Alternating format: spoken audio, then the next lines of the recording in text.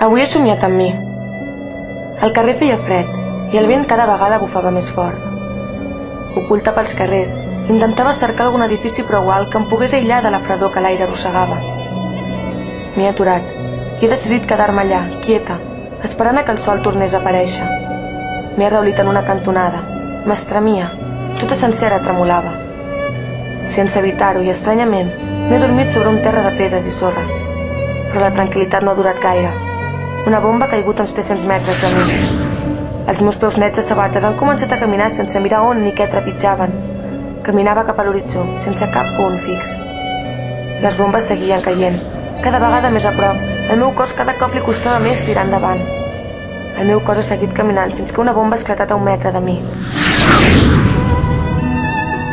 Encara sona la música, el meu ritme, a cap ritme, dins sense cap.